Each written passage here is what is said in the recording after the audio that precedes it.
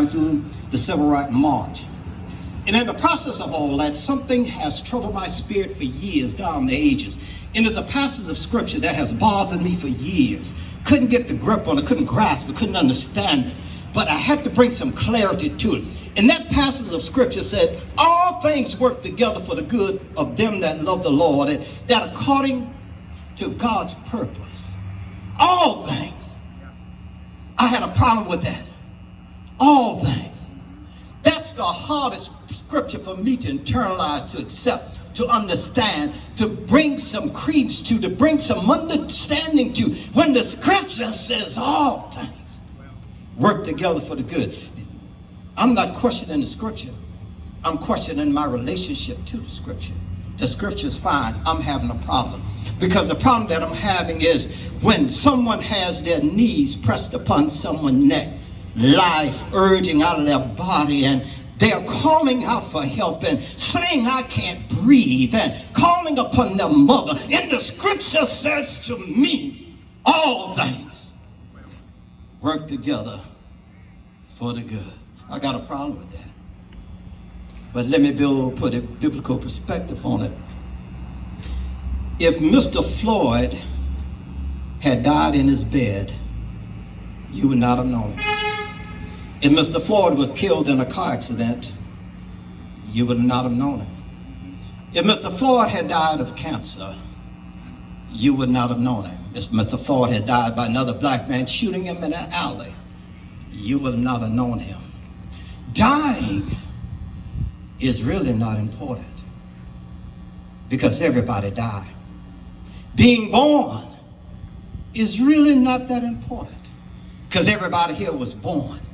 It's not the death nor the birth, but how you live your life.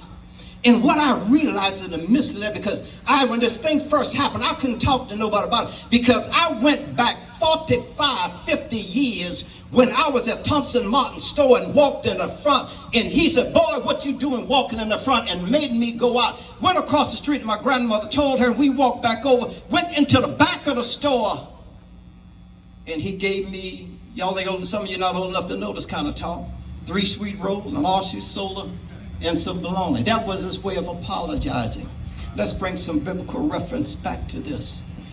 God used Floyd, who is a common man that nobody would have known, and now he will go down to the annals of history as the man that God used to change the world. God is still able. We have them but God moments in our life in the midst of what we've been through segregation, integration, to white supremacy and white folks thinking that black folks are nothing. God said, I've had enough. It's like the people back in Egypt, 420 some years of hardship, of turmoil, and a voice cried out, and God said, I hear you. God heard us through Mr. Floyd, and God has blessed us through Mr. Floyd. The young lady spoke earlier about, they go back to our criminal records, and they try to pull stuff up on us when we tried to do things. They want to say, well, he did that, you know, and I shouldn't even tell you that since I'm running for office, and I should never tell you what I'm telling y'all. But can I tell you anyhow? Do y'all know I almost did 25 years? Leon Winn. Go look at my records, you won't find that because I was found not guilty on all charges.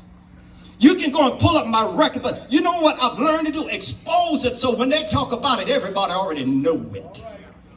A secret has power. And once you reveal a secret to transparency, they have nothing. Somebody says, well, you know, Winn had a criminal record. No, I don't. I can apply for a job, wasn't for my age of law enforcement, they would give it to me. God will use the most common situation, the most common man to work it out. Then I began to think about that passage of scripture. It says all things. All things. Even this, God can liberate a nation. He sent a pandemic, crippled the economy. It didn't affect us really.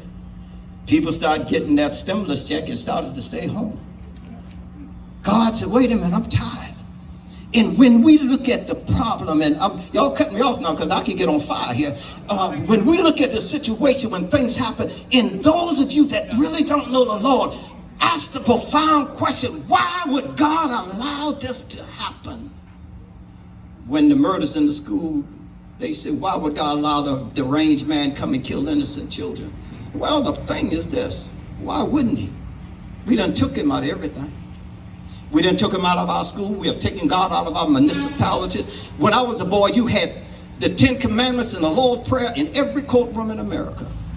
We done took God out of everything. So in conclusion, I want you to grasp this. I want you to understand that God used this situation to elevate a nation. And in the elevation of that nation, life is going to be better for everybody because of what God is doing.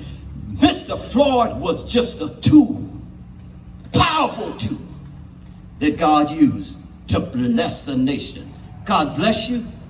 Heaven smile upon you. And in the midst of it all, I don't care how bad it is, all things work together for the good, even when we don't understand it. He's working it for our good. God bless you, and I'll be taking up an offering in a minute.